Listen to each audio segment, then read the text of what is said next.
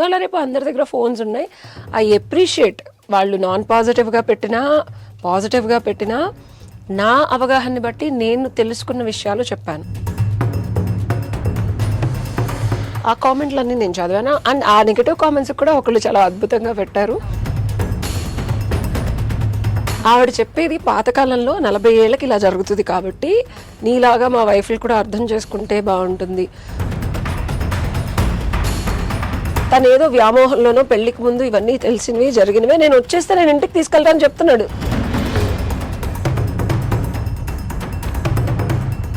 Okay, love ఏజ్లో జరిగింది, పెళ్ళిళ్ళు 40 ఏళ్ళకి అవుతున్నాయా? It's not about 40 or 50 or 60 or 70 or 20. నమస్తే మ్యామ్. నమస్తే శిరీష్ మ్యామ్, ఇప్పుడు ఈ మధ్యకాలంలో మీరు ఒక వీడియో చేశారు ఏంటంటే అంకుల్స్ లవ్ని క్షమించవచ్చా అనేసి. ఆ వీడియో చాలామంది చూశారు, చాలా ట్రెండ్ అయింది కూడా, చాలా వ్యూస్ వచ్చాయి. దాని కింద కామెంట్స్ కూడా చాలా నెగిటివ్ వచ్చాయి అండ్ పాజిటివ్ వచ్చాయి. దాన్ని మీరు చూసారో లేదో తెలీదు, ఒకవేళ చూసుంటే దాని మీద మీ ఒపీనియన్ ఏంటి? ఫస్ట్ ఆఫ్ ఆల్, నా ప్రజ్ఞతో, నాకున్న బుద్ధితో, నాకు తెలిసిన మనుషులతో, నాకు వచ్చిన అవగాహనతో మాట్లాడిన ఒక కాంటెక్స్ట్. అందులో కూడా చెప్పాను నేను భార్య బాధితులు అని చెప్పి. సో ఎవరైతే మిలియన్స్ ఆఫ్ వ్యూస్ కింద కొన్ని వేల కామెంట్స్ అన్నీ చదివాను నేను. సో ఐ రియలీ అప్రిషియేట్ ఎవరైతే రకరకాలుగా కామెంట్స్ పెట్టారో, ఎందుకంటే వాళ్ళ అవగాహనని బట్టి ఎవరైనా రెస్పాండ్ అవుతారు. సో అవి ఎంత నాన్ పాజిటివ్గా ఉన్నా, ఎంత నా ఫ్రెండ్స్ అందరూ కూడా ఏంటి అలా కామెంట్స్ అంటే ఇట్స్ ఓకే. ఎల్కేజీలో ఉండే మనుషులు ఉంటారు, డిగ్రీ ఉంటారు, 10th ఉంటారు, 6th 7th పాస్ ఫెయిల్ ఉంటారు, పిహెచ్డి ఉంటారు, పీజీ ఉంటారు, అండ్ విజ్ఞానవంతులు ఉంటారు. సో ఇవాళ రేపు అందరి దగ్గర ఫోన్స్ ఉన్నాయి. ఐ అప్రిషియేట్ వాళ్ళు నాన్ పాజిటివ్గా పెట్టినా పాజిటివ్గా పెట్టినా నా అవగాహనని బట్టి నేను తెలుసుకున్న విషయాలు చెప్పాను. సో ఎవరెవరైతే రకరకాలుగా పెట్టారో వాళ్ళ అనుభవాన్ని బట్టి వాళ్ళకి అర్థం అవుతుంది ఏదైనా. ఇప్పుడు హైయెస్ట్ నాలెడ్జ్ ఇదివరకు, అందుకే పండితులు పామరులకి చెప్పేవాళ్ళు కాదు. ఎందుకంటే ఇలాంటి ఉదంతులు జరుగుతాయి. ఎవరైతే పాండిత్యం ఉన్న వాళ్ళు ఉన్నారో వాళ్ళు ఓన్లీ ఆ ఇంటలెక్చువల్ ఎబిలిటీ అర్థం అయ్యే వాళ్ళకే చెప్పేవాళ్ళు. బట్ ఇప్పుడున్న కాలమాన పరిస్థితుల్లో ఈ కొన్ని విషయాలు తెలియాలి. తెలిసిన వాళ్ళు కూడా మాట్లాడకపోతే ఉపయోగం ఉండదు అని కొన్ని విషయాలు చర్చించడం జరిగింది. సో ఆ కామెంట్లన్నీ నేను చదివాను. అండ్ ఆ నెగటివ్ కామెంట్స్ కూడా ఒకళ్ళు చాలా అద్భుతంగా పెట్టారు. ఆవిడ చెప్పేది పాతకాలంలో 40 ఏళ్ళకి ఇలా జరుగుతుంది కాబట్టి ఆవిడ ఆ కాంటెక్స్ట్ లో చెప్తున్నారు. ఇప్పుడు పెళ్లిళ్ళు 40 ఏళ్ళు అయిన వాళ్ళ గురించి కాదు అని చెప్పి రకరకాలుగా. సో ఇదే ఈ 2.2 మిలియన్ వ్యూస్ వీడియో తర్వాత ఇంకొక వీడియో రిలీజ్ అయింది, అది 1.1 మిలియన్ వ్యూస్ వెళ్ళింది. అందులో చాలా క్లియర్ గా అసలు 90% అక్క నీలాగా మా వైఫ్లు కూడా అర్థం చేసుకుంటే బాగుంటుంది. సో ఇదేదో నెగటివ్ చేశారని చెప్పి నేను డిప్రెషన్ లోకి వెళ్ళలేదు. వాళ్ళు ఏదో నీకు గుడి కట్టేయాలి అలా అని చెప్పి కొంతమంది మైమ్స్ చేశారు. సో నాలెడ్జ్ కానీ అవగాహన శక్తి కానీ ఒక్కొక్క మనిషికి ఒక్కొక్క విధంగా ఉంటుంది. అండ్ ఇదే నెగటివ్ గా కామెంట్ చేసిన వాళ్ళు ఇంకొక 1-2 years తర్వాత ఇదే కరెక్ట్ అని కూడా యాక్సెప్ట్ చేయొచ్చు. అవును, ఎందుకంటే ఒపీనియన్స్ మారుతాయి, అనుభవాలు మారుతాయి. కాబట్టి నేను అందరినీ అప్రిషియేట్ చేస్తాను. సో వాళ్ళ అనుభవం, వాళ్ళ అనుభూతిని బట్టి వాళ్ళు కామెంట్స్ చేశారు. సో నెగటివ్ కామెంట్స్ ఎప్పుడు అలా అయితే నేను 10 ఏళ్ల నుంచి వీడియోలు చేయను, మీడియాలో ఉండను. అవును. సో నా రెస్పాన్స్ ఏంటంటే అలాగా భార్య బాధితుల సంఘాలు ఇవాళ రేపు ఎక్కువైనాయి. అసలు అడ్వకేట్ గా మా దగ్గరికి చాలా కేసులు వస్తున్నాయి. అండ్ ఆడపిల్లలు అయితే రచ్చరచ్చ చేసి 498 పెట్టి రకరకాలుగా మగపిల్లల్ని, వాళ్ళ తల్లిదండ్రుల్ని, వాళ్ళ అక్క చెల్లెల్ని రోడ్ల మీదకి లాగిన కేసెస్, ఉదంతాలు. వాళ్ళకి ఆ freedom of self expression and speech ఎక్కువ ఉంది. మగవాళ్ళకి అది లేదు. వాళ్ళు ఎలా సఫర్ అవుతున్నారు. అండ్ దట్ ఒక మగ అడ్వకేట్ లో, ఒక మేల్ అడ్వకేట్ లో మాట్లాడిన వీడియోలు ఉన్నాయి. But as a lady advocate గా we have to voice out as well. ఎంతసేపు ఆడవాళ్ళని వెనకేసుకురావడం ఇదే కాకుండా సొసైటీలో ఏం జరుగుతుంది, రియాలిటీ క్రాస్ చెక్ చేసినప్పుడు మా అనుభవాన్ని జనాలకి అథారిటేటివ్ గా చెప్పే అవకాశం ఉన్నప్పుడు చెప్పడంలో తప్పలేదనే ఉద్దేశంతో చెప్పిన నా పర్స్పెక్టివ్. అది నా పర్స్పెక్టివ్. అది నిజం అవ్వచ్చు, కాకపోవచ్చు. సో అది ఓకే. అంటే మేడం ఇప్పుడు మీరు అన్నారు అడ్వకేట్స్ అన్నారు, ఎక్కువ అమ్మాయి సైడే ఉంటుంది అని అన్నారు. మీలాగా వచ్చి అబ్బాయిల సైడ్ నుంచి మాట్లాడడం చాలా తక్కువగా చూస్తూ ఉంటాము.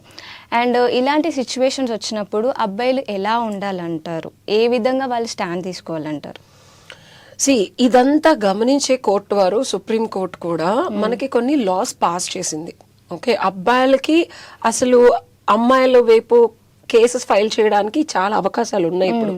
అవేంటనేది మరొక ఎపిసోడ్ లో మనం ప్రాపర్ లాయర్ కాంటెక్స్ట్ లో మాట్లాడదాం. మనం ఇప్పుడు భార్యా బాధితుల గురించే మనం అంతకు ముందు మాట్లాడుకున్నాం. ఈ సెగ్మెంట్ 100లో ఒక 5% 10% ఉంటారు. నేను వాళ్ళ గురించే మాట్లాడా, వాళ్ళకి వాయిస్ ఇచ్చా. నేను మిగిలిన 90 మంది తేడా అని చెప్పలేదు. 90% మంది సుఖంగా సంతోషంగా కాపురాలు చేసుకుంటున్నారు. మనం ఎప్పుడైనా ఒక బాధ్యతలో ఉన్నప్పుడు ఆ సెగ్మెంట్ పీపుల్ ని ఎవరు పట్టించుకున్నప్పుడు, వాళ్ళ కారణాలు ఏంటో తెలుసుకోకుండా వాళ్ళని బ్లేమ్ చేస్తున్నప్పుడు నేను ఒక వాయిస్ ఇవ్వాలని ఇచ్చాను. ఇలాంటి వాళ్ళకి మనకి కొన్ని లాస్ ఉన్నాయి. అండ్ ఆడవాళ్ళ వల్ల ఇబ్బంది పడే ప్రతి అమాయక చక్రవర్తులు, అమ్మకొంగులు చాటున పెరిగి సొసైటీలో మంచి పొజిషన్స్ లో ఉండి సోషల్ స్టేటస్ ని ఇబ్బంది పెట్టకుండా, అండ్ మోర్ ఓవర్ పిల్లల భవిష్యత్తుని దృష్టిలో పెట్టుకొని ఆగిపోయే మగవాళ్ళు చాలా మంది ఉన్నారు. వాళ్ళకి మనం ఒక వాయిస్ ఇవ్వాలని అనుకుంటున్నాను, ఇచ్చాను కూడా. అండ్ అది కంటిన్యూ చేస్తాను, నాకు ఎన్ని నెగటివ్ కామెంట్స్ వచ్చినా సరే. ఎందుకంటే ఆడవాళ్ళు మగవాళ్ళు సమానం అని చెప్పి ఆడవాళ్ళు హక్కులు తెచ్చుకున్నారు. ఓకే, అండ్ ఆ హక్కులకి నిమిత్తంగా మగవాడి జీవితాన్ని రోడ్డు మీద పడేసే ఒక రకమైన పైశాచికత్వం కూడా వచ్చింది లాస్ట్ 10-15 years నుంచి. ఇది కోర్టు వారు గమనిస్తున్నారు, పోలీసులు గమనిస్తున్నారు. 498 ని ఎంత మిస్యూజ్ చేస్తున్నారు అనేది. పాపం వీళ్ళు కాకుండా వీళ్ళ తల్లిదండ్రులను కూడా లాగి, వాళ్ళ తోబొట్టువులు కూడా లాగి, వాళ్ళ జీవితాలు, ఎందుకంటే పోలీస్ స్టేషన్ల చుట్టూ కోర్టుల చుట్టూ పెద్దవాళ్ళు అయిపోయి మోకాళ్ళ నొప్పులతో పొద్దునుంచి నేను పర్సనల్ గా చూసి నాకు ఏడుపు వచ్చిన సందర్భాలు ఉన్నాయి. ఒక పెద్ద ఆవిడ కోర్టులో, పాప ఆవిడ వాష్రూమ్కి వెళ్ళడానికి రెగ్యులర్ గా కోర్టులో కూర్చోడానికి ఉండదు. బిగ్గెస్ట్ ప్రాబ్లం ఏంటంటే నీకు కూర్చోడానికి ఏది ఉండదు. పొద్దు నుంచి సాయంత్రం వరకు వాళ్ళు భోజనాలు లేకుండా. ఒక ఆడపిల్లని నమ్మి ఇంటికి తెచ్చుకొని, నేను ఆడపిల్ల తప్పు అని చెప్పట్లేదు, ఇతను తప్పు, ఆ కేసులో ఏదైనా అయి ఉండొచ్చు. బట్ రియాలిటీ చూసుకుంటే ఇతను ఉద్యోగం మానుకొని బెంగళూరు నుంచి ఇక్కడికి ఫ్లైట్ టికెట్ వేసుకొని ఎవ్రీ మంత్ వచ్చి వాళ్ళ పేరెంట్స్ని తీసుకొచ్చి, దిస్ ఇస్ లైక్ ఇబ్బందికరమైన పరిస్థితులు అనేది తల్లిదండ్రులకి కలిగిస్తున్నారు. And most of the cases misuse of 498 అవుతుంది. నేను ఆ పర్టికులర్ కేసులో చూసిన అమ్మాయి కావాలని చేసింది. ఓకే, ఆ అమ్మాయికి ఆల్రెడీ ఒక ప్రియుడు ఉన్నాడు, ఆ అబ్బాయితో ఆల్రెడీ కలిసి ఉంటుంది. ఇంట్లో వాళ్ళు ఒప్పుకోలేదు కాబట్టి ఈ అబ్బాయిని చేసుకుని వీళ్ళని రోడ్డుకి ఈడ్చేసి శుభ్రంగా మళ్ళీ తనతో హ్యాపీగా. అది తప్పు కదా మేడం అలా. సో అది ఇలాంటి కేసులు చూడటం వల్ల పాపం ఈ అబ్బాయి అక్కడికి ఏమంటున్నాడు, నా తల్లిదండ్రులు పరువుగా ఉండేవాళ్ళం, ఇంత రోడ్డు మీదకి లాగి ఇలా చేసింది. సరే, తను ఏదో వ్యామోహంలోనో పెళ్లికి ముందు ఇవన్నీ తెలిసినవి జరిగినవే, నేను వచ్చేస్తే నేను ఇంటికి తీసుకెళ్తానని చెప్తున్నాడు. ఒప్పుకుంటున్నాడు. పేరెంట్స్ ని అలాంటి వాళ్ళని కూడా చూసానమ్మా, నేను అదే చెప్తున్నాను. సో మగవాళ్ళల్లో కూడా అందరూ ఇలాగే క్రూరులు ఉంటారు. ఆడవాళ్ళని వాడుకొని ఇబ్బంది పెట్టి మోసాలు చేసే వాళ్ళు, ఆ సెగ్మెంట్ వేరు. దాని గురించి పర్వర్ట్స్ అంటాం మనం, ఇంకొక ఎపిసోడ్ చేద్దాం.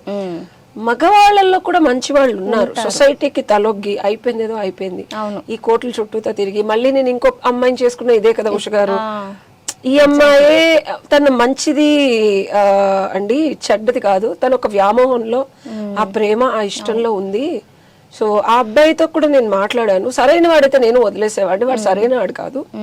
సో అని అంత ఇదిగా చెప్తే నాకు అసలు నాకు అందుకని అంత భార్యా బాధితులు ఉన్నారు, ఆడవాళ్ళు అర్థం చేసుకుంటే ఆ అమ్మాయికి నుంచి ఇతను కోరుకునేది జస్ట్ ప్రేమ, కమిటెడ్ గా ఇతనితో ఉండడం. రెండే ఇది తప్ప ఉష గారు, ఈ రెండు కోరుకోవడం తప్ప. పెళ్ళైపోయింది, ముందు ఏదన్నా ఉన్నా పర్లేదు, అడగకూడదు. ఎక్కడికి వెళ్ళినా మా తల్లిదండ్రులు లేట్గా నైట్ వస్తుందంటే అడగకూడదు అన్నదానికి మా తల్లిదండ్రులు అబ్యూస్ చేశారని వాళ్ళని రోడ్డు మీద నించోపెట్టింది.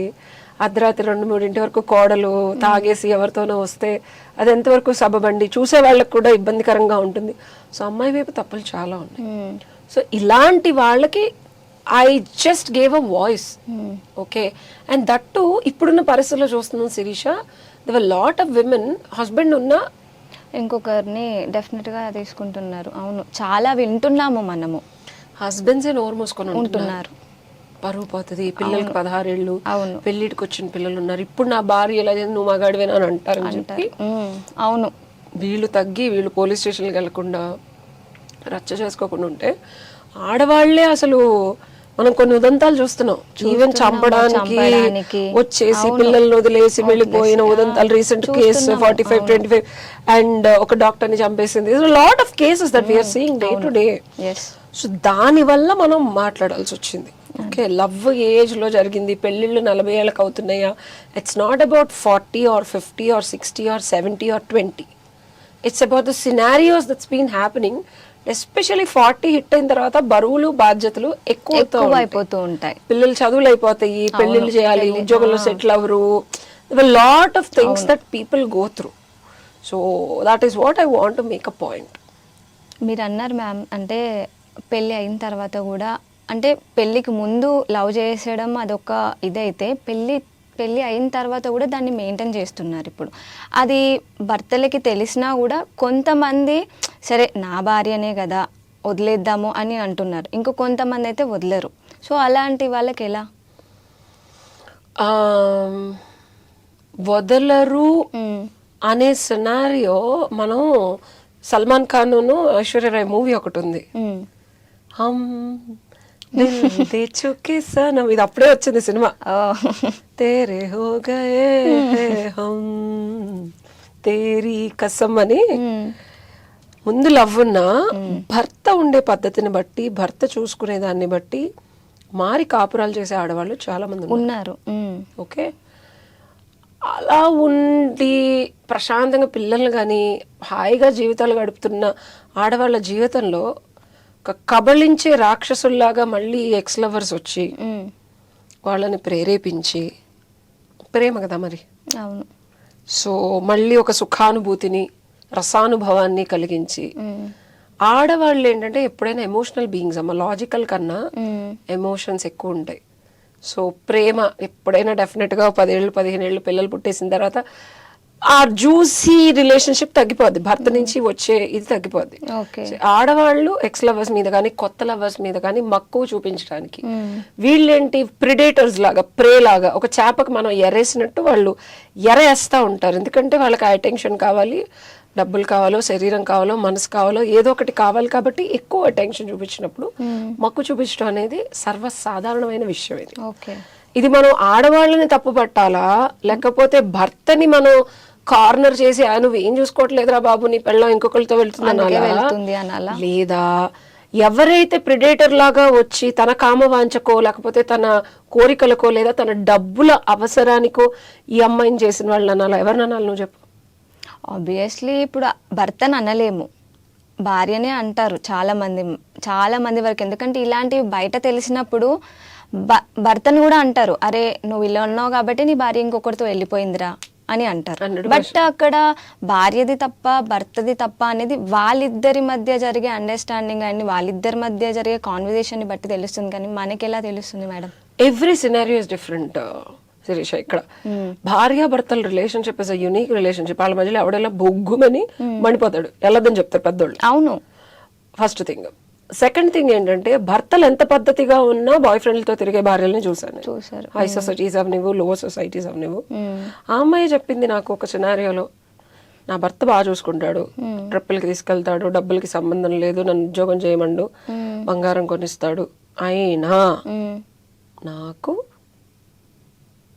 కావాలి, అదే ఎందుకు వెరైటీ కావాలి, కుత్తింది నాకు, నేను అలా ఉండలేకపోతున్నాను కమిటెడ్గా. హై సొసైటీ మళ్ళీ, I can't tell you the names. ఆ అమ్మాయిని పాపం వీళ్ళ అమ్మ నాన్న, వాళ్ళ అమ్మ నాన్న, అత్తమ్మ వాళ్ళందరూ కూర్చొని కౌన్సిలింగ్ ఇచ్చి మారుతావమ్మా అంటే మారుతానంది. ఒక 9 months బాగానే ఉంది. మళ్ళీ అవతల వాళ్ళు ఊరుకోలే, కెలికే వాళ్ళు మళ్ళీ కెలికితే మళ్ళీ. సో ఇలాంటి ఉదంతాలు చూస్తున్నాం. ఇక్కడ ఒక వర్షన్ కాదు, 4-5 వర్షన్స్ ఉంటాయి. ఒకటి భర్త తప్పు ఉంటుంది ఇనీషియల్ గా, అక్కడ ఏదో దొరకంది ఈ అమ్మాయికి అక్కడ దొరికిందని వెళ్తుంది. లేకపోతే ఎక్కడ ఈ అమ్మాయిని ఎవరు ఇబ్బందికరమైన పరిస్థితుల్లో కెలకపోయింది, ఈ అమ్మాయే వెళ్ళి వెతుక్కొని తగిలించుకున్న సందర్భాలు ఉంటాయి. లేదు, భర్త శ్రీరామచంద్రుడు బేసికల్ గా ఈ అమ్మాయే తేడా, ఈ అమ్మాయికే ఇలాంటి ఇంటెన్షన్స్, యాటిట్యూడ్, అలవాటు ఉండి ఎంత మంచి భర్త అయినా సరే ఈ అమ్మాయికి ఇంకా ఆ కాంటెక్స్ట్ లో ఉండడం ఉంటుంది. ఈ రెండు కాకుండా శుభ్రంగా హాయిగా ప్రశాంతంగా ఉండే ఒక మంచి వాతావరణం, ఒక రిలేషన్షిప్ వెళ్తున్నా ఇప్పుడున్న సొసైటికల్ ఆప్షన్స్ లో వర్క్ పరంగా కానీ you keep meeting different people. ఎప్పుడో చిన్నప్పుడు ఎవరో ఒక అబ్బాయి వచ్చాడు, సేమ్ అబ్బాయిలానే అలాంటి యాటిట్యూడే ఉన్నది. Again you might fall in love after some, like you have no idea that this will happen. It doesn't mean నీ character wrong, it doesn't mean నీ భర్త character wrong. It's just such a scenario where you can't help yourself. You don't know why you're liking that person and you want to be with that person, you want to talk and go out and all that. అది ఆ control ఈ అమ్మాయికే ఉండదు. అవును, భర్తకి పాప ఆయన తప్పు చేయలేదు, ఈవిడ తప్పు చేయలేదు. సో అందుకే ఇదివరకు ఆడవాళ్ళ ఇంట్లోనే కూర్చోబెట్టాడు వంతిని కుందేలంటే మనస్సు చంచలమైంది. ఈ మనస్సుని కట్టుదిట్టడి చేయడానికి సాధనలు, పూజలు, పునస్కారాలు, వ్రతాలు, నోములు ఆడవాళ్ళకి ఇచ్చారు. మనం ఏం చేస్తున్నాం? అదే కదా, చేయట్లేదు కదా. మనసు ఎక్కడ కట్టుదిట్టంగా ఉంది?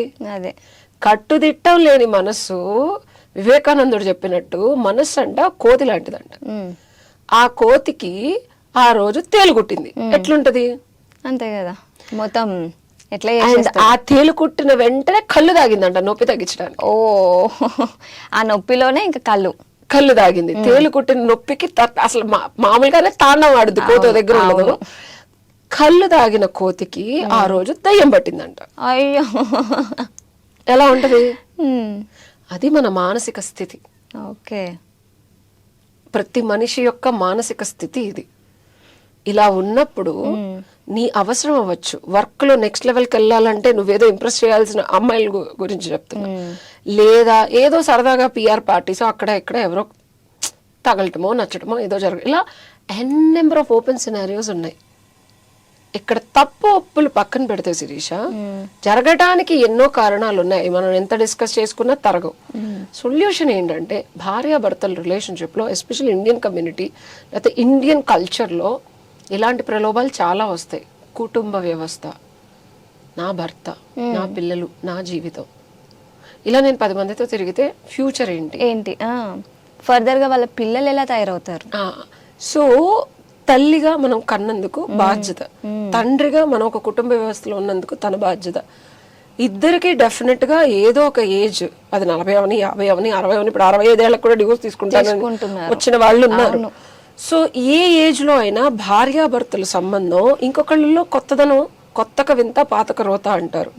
స్టార్టింగ్ లో కొత్తదనం ఉంటుంది, సంవత్సరం 2 సంవత్సరాలు 3 సంవత్సరాల తర్వాత మళ్ళీ మనలో చేంజ్ రానప్పుడు, మన యాటిట్యూడ్ లో, మన వే ఆఫ్ థింకింగ్, మన బిహేవియర్, మన బీయింగ్, మన పర్స్పెక్టివ్, మన ఆలోచనలో ఇదే ఉన్నప్పుడు ఇక్కడ ఎంతమంది మారినా సేమ్ ప్రాబ్లం వస్తుంది. ఓకే, సేమ్ పర్సన్ కదా, స్టార్టింగ్ ఎక్సైట్మెంట్ ఉంటది. సో రిపేర్ చేయాల్సింది ఇక్కడ being. We are human beings, not human thinking అనలేదు, హ్యూమన్ వాకింగ్ అనలేదు, హ్యూమన్ యాక్షన్, హ్యూమన్ బీయింగ్ అన్నారు. Human being as a person గా మనం కూర్చొని మనల్ని మనం సరిదిద్దుకొని మనకి ఏం కావాలి అనేది క్లారిటీ తెచ్చుకొని పక్కకి వెళ్తా ఉంటది, గాడి తప్పుతా ఉంటది. మళ్ళీ రియలైజ్ చేసుకొని భవిష్యత్తుని మన చేతుల్లోకి తీసుకొని మన వర్తమానాన్ని, ప్రెజెంట్ని చక్కదిద్దుకుంటే ఎలాంటి ప్రాబ్లం అయినా, భర్తతో ఎన్ని ప్రాబ్లమ్స్ ఉన్నా, లేకపోతే భార్యతో ఎన్ని ప్రాబ్లమ్స్ ఉన్నా, పిల్లలతో ఎలాంటి కష్టాలున్నా, సంసార జీవితం సుఖంగా జరిగితే సొసైటీ బాగుంటుంది, నీకు ఒక ప్రొటెక్షన్ ఉంటుంది, ఫ్యామిలీ ఉంటుంది. ఏది జరిగినా ముస్లిం ఉతక అవుతావు, ఎప్పుడు యంగ్గా ఉండవు కదా, ఫ్యూచర్ రాబోయే టైంలో నీకు ప్రొటెక్షన్ ఉంటుంది. సో ఇది నేను చెప్పేది. మీరు అన్నట్టు ఇప్పుడు ఆ అమ్మాయి ఎవరైతే ఉంటారో వాళ్ళు ఒకవేళ మారినా మళ్ళీ ఈ ప్రియుడు అనేది ఉంటుంది కదా మేడం, వాళ్ళు మళ్ళీ వచ్చి అంటే ఇప్పుడు తను మారినా కూడా లేదు నువ్వు అలా ఉండొద్దు, నువ్వు నాతోనే ఉండాలి, మీ హస్బెండ్ని పట్టించుకోవద్దు అని మళ్ళీ వచ్చి చేశారనుకోండి, ఆటోమేటిక్గా వాళ్ళ మైండ్ అనేది చేంజ్ అయిపోతుంది కదా. అందుకనే వివేకానంద చెప్పినట్టు కోతి ఎగ్జాంపుల్, ఆ కోతిని కంట్రోల్ చేయడానికి సాధన, ధ్యానము, పూజలు, వ్రతాలు, నోములు, భర్తతో కాస్త క్వాలిటీ టైం గడపడం, నాకు ప్రియుడి దగ్గర ఏది దొరుకుతుందో అది ఇవ్వగలవా అని చెప్పి అట్లీస్ట్ ఆథెంటిక్ గా రియాలిటీగా అడిగి, నా దగ్గర నాకు ఇలా అనిపిస్తుంది, నేను తనతో ఉండాలనిపిస్తుంది, అంత బ్రూటల్ గా మాట్లాడుకోగలిగితే, నిజాయితీగా మాట్లాడుకోగలిగితే ఎన్నో కాపురాలు నిలబడ్డాయి, సొల్యూషన్స్ కూడా వచ్చాయి. బయటికి రాకపోవచ్చు, అవి మీలాంటి వాళ్ళకి తెలియకపోవచ్చు. ఎందుకంటే we do arbitration, we do settlements and out of the court settlements mostly ఇవాళ రేపు మనస్పర్ధలు, మిస్అండర్స్టాండింగ్స్. అవును. సో టు కంక్లూడ్ శిరీష, మనస్సుని కట్టుదిట్టం చేసుకోవడానికి మనకి యోగ సాధన అవ్వనివ్వు, మెడిటేషన్ అవ్వనివ్వు, ప్రాణాయామాలు అవ్వనివ్వు, ఒక పద్ధతి, ఒక లైఫ్ స్టైల్ కష్టం ఇప్పుడు ఉన్నదానికి. ఎవరు పొద్దున్న ఎలగాలి అవ్వదు. మీకు కుదిరినప్పుడు రిలాక్సేషన్, ఎంటర్టైన్మెంట్ లో కూడా క్వాలిటీ ఎంటర్టైన్మెంట్, ఫ్యామిలీ ఎంటర్టైన్మెంట్. ఇప్పుడు పాన్ చూడము, అవి ఇవి they think it's entertainment. No, అది చూడటం వల్లే ఉన్న వాళ్ళు నచ్చుకుంటే ఇంకా కొత్త కొత్త వాళ్ళు కావాలి, కొత్త కొత్తగా ట్రై చేయాలని అనిపిస్తుంది. సో క్వాలిటీ ఎంటర్టైన్మెంట్ చూస్ చేసుకోండి. ఇప్పుడు నేను అనుకో చొప్పున దానిలాగా చాగంటి కోటేశ్వరరావు గారు, సామవేద షణ్ముఖ శర్మ గారి ప్రవచనాలు వింటాను నేను. So for me that's entertainment. లేదా ధ్యానం చేస్తా, లేదా పుస్తకాలు చదువుతా. వాట్ ఈస్ బ్రింగింగ్ ఎస్సెన్స్లో, నీ వే ఆఫ్ బీయింగ్లో చేంజ్, మార్పు తీసుకొచ్చే ఎంటర్టైన్మెంట్ని, హాబీస్ని, ఇంట్రెస్ట్ని పెంచుకుంటే స్లోగా ఏ ప్రలోభాలు ఎవరు ప్రేరేపించినా మనస్సు కట్టడి, సాధనతో మనసు కట్టడి చేసుకుంటే మైండ్ ఆటోమేటిక్గా షార్ప్గా పనిచేస్తుంది. క్వాలిటీ డెసిషన్స్ తీసుకున్నాం. Okay ma'am, thank you. Thank you.